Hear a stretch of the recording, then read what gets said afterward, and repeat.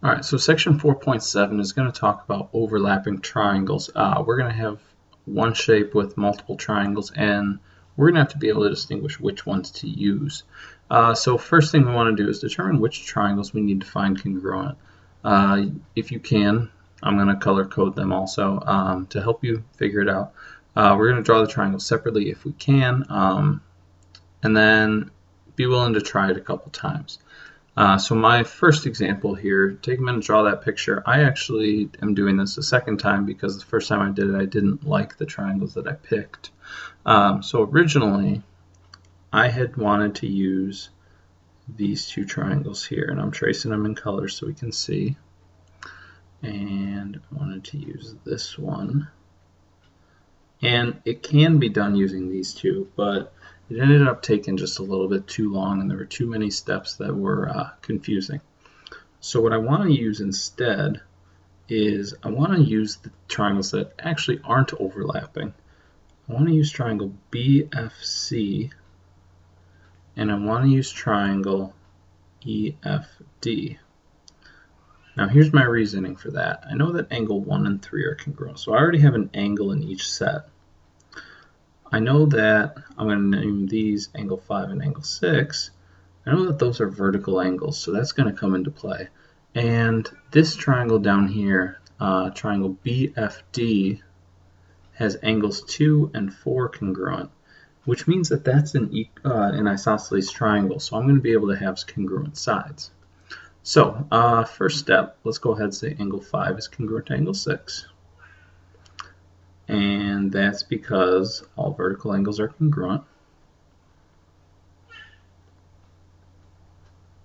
And since vertical angles are congruent, we go ahead and mark those there.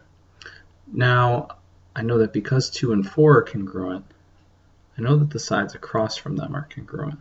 So I'm going to say for step 3 that CF is congruent to FD. And if two angles congruent, then two sides are congruent.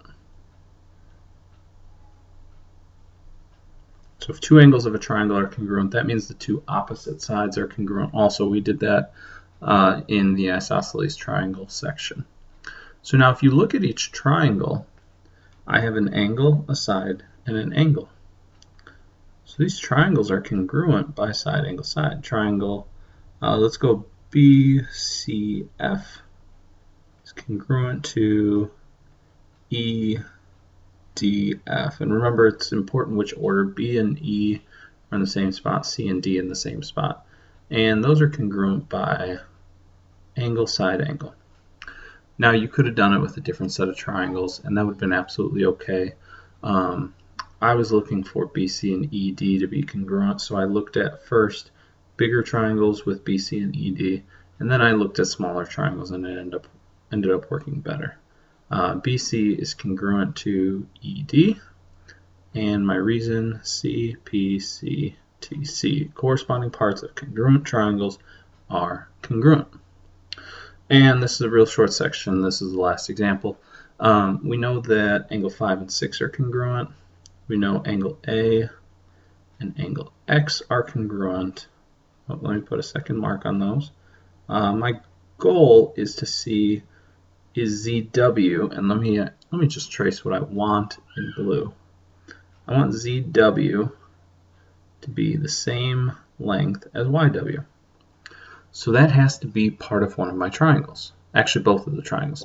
So I want to use the triangle right here, and in green, the triangle right here.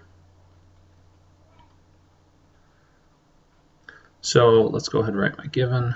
I know angle A is congruent to angle X.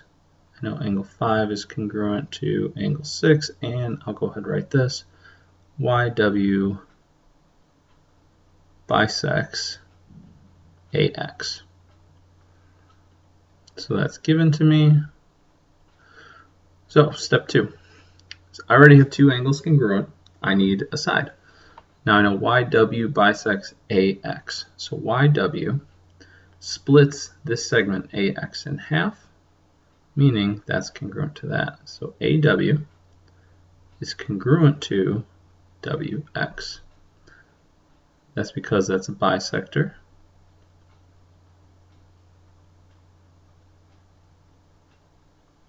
Definition of bisector. So what I want to do now is I want to look at these two triangles separately. So I'm going to draw them up here. Now, obviously, they're not drawn to scale. They're not accurate. This is point A, Y, and W. This is X, W, and Z.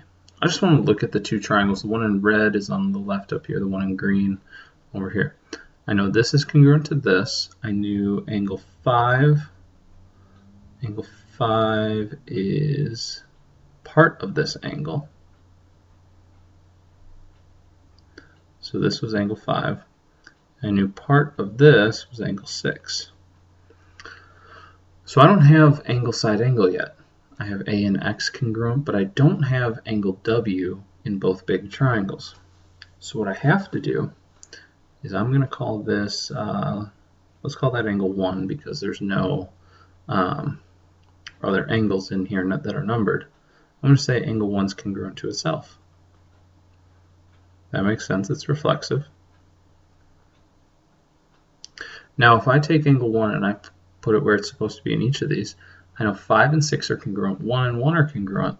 If I do angle addition, I know that angle AWY, which is that big angle, and the other big angle, XWZ, are congruent because of angle addition. Now I have two angles in each triangle. So I have angle side angle. Step 5, angle side angle. So my triangles, be careful that you label them properly. If I start with A, I'm going to have to start with X. So AWY is congruent to triangle XWZ. And my last step, ZW, congruent to YW. That's because of CPCTC. So when you're doing these, just take your time. It really is just going to take some time, going to take some thought to finish the proof, to be able to outline it. Come up with a plan of action prior to starting to write. If you just start writing right away, sometimes we lead ourselves in the wrong direction.